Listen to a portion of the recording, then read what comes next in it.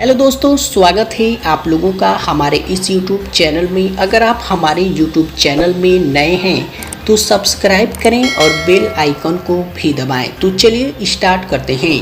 आज हम बात करेंगे BSNL कंपनी के बारे में। दोस्तों लास्ट तक वीडियो में बने रहें। हाँ दोस्तों, फर्स्ट नंबर की बात करें तो संचार मंत्री अश्विनी वैष्णव ने सार्वजनिक क्षेत्र की दूरसंचार कंपनियों BSNL और BBNL को कथित तौर पर कैश काऊ मानने के लिए शुक्रवार को कांग्रेस पर निशाना साधा और विपक्षी दल के सदस्यों से कहा कि वे अपने भीतर देखें कि 4G और 5G तकनीकें उन्हें क्यों नहीं आवंटित की गई।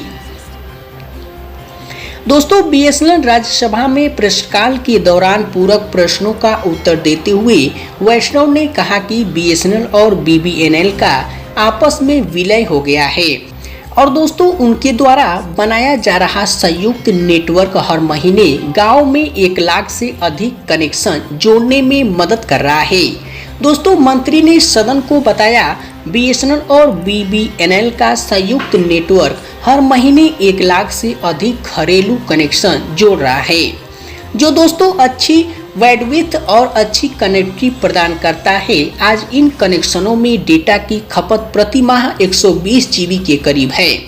दोस्तों उन्होंने कहा यह नया मॉडल जहां हमने स्थानीय ग्रामीण उद्यमियों को साथ लिया है, यह सुनिश्चित करते हुए कि गांव की अर्थव्यवस्था बढ़ती है, बहुत अच्छी है और बहुत तेजी से प्रगति कर रही है। और दोस्तों आने वाले महीनों में आप परिणाम देखेंगे। दोस्तों वैष्णव ने कहा कि BBNL का BSNL में विलय इसलिए नहीं किया जा रहा है क्योंकि पूर्व विफल है, बल्कि दोनों के बीच लागत संघर्ष को कम करने में मदद करने और यह सुनिश्चित करने के लिए है कि ब्रॉडबैंड का सामंजस्यपूर्ण विकास हो। कांग्रेस पर निशाना साधते हुए उन्होंने कहा कि BSNL बहुत स्वस्थ कंपनी है और MTNL मंत्री ने कहा लेकिन 2004 से 2014 के बीच इन कंपनियों के साथ जिस तरह का व्यवहार अब विपक्ष में बैठे लोगों ने किया, जिन्होंने उनके साथ कैश गायों जैसा व्यवहार किया,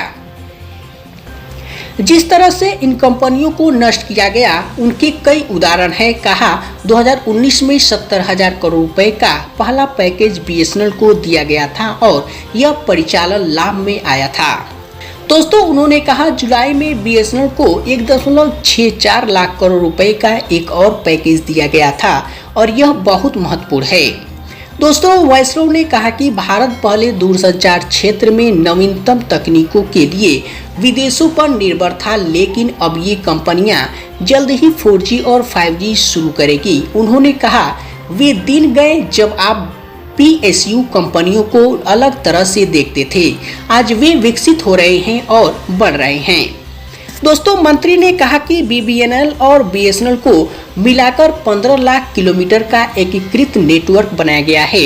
उन्होंने दावा किया कि गुजरात देश का पहला राज्य है जहां फाइबर नेटवर्क सभी गांवों तक पहुंच गया है। दोस्तों उन्होंने कहा कि अब तक कवर नहीं किए गए सभी पूर्वोत्तर गांवों के लिए एक पूर्ण 4G स्पर्धी पैकेज को मंजूरी दी गई है। दोस्तों आपको बता दें कि यह पैकेज 26,000 करोड़ रुपए का है और यह पूरा पैकेज 24,000 से 25,000 गाँव को कवर करेगा, जिन्हें अभी तक पूर्ण 4G कवरेज नहीं मिला है। दोस्तों इस पैकेज के तहत पूर्वोत्तर राज्यों उड़ीसा के कुछ हिस्सों और हिमाचल प्रदेश के कुछ हिस्सों को कवर किया जाएगा। तनावग्रस्त जब कांग्रेस सदस्य रजनी पाटिल ने पूछा कि BSNL को 5G नेटवर्क कब मिलेगा, तो मंत्री ने उन पर कटाक्ष किया और कहा कभी कभी किसी को अपने भीतर देखना चाहिए। जब स्पेक्ट्रम आवंटन और BGN दिया जा रहा था तब पार्टी ने क्या निर्णय लिया था। दोस्तों शक्ति उन्होंने कहा लेकिन हम उनकी तरफ काम नहीं करते। भारत में विकसित 4G और 5G तकनीक देश में उपलब्ध कराई जाएगी और दुनिया इसकी सराहना करेगी। दोस्तों अपने लिखित उत्तर में सभी ने कहा 27/7/2022 को हुई बैठक में केंद्रीय मंत्रिमंडल ने भारत नेट नेटवर्क के रोल आउट में तेजी लाने के लिए भारत संचार निगम लिमिटेड BSNL के साथ Bharat broadband network limited BBNL के विलय को मंजूरी दे दी।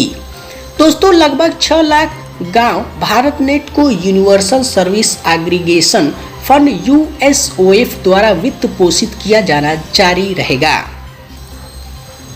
और दोस्तों, इसकी अवसंरचना यूएसओएफ के स्वामित्व वाली एक राष्ट्रीय संपत्ति बनी रहेगी और सभी सेवा प्रदाताओं के लिए गैर भेदभावपूर्ण आधार पर सुलभ होगी। वैष्णव ने कहा कि बीबीएनएल का बीएसएनएल के साथ विलय एंड टू एंड कनेक्टिविटी प्रदान करेगा, जिससे भारत नेट का बेहतर अप टाइम और उपयोग होगा।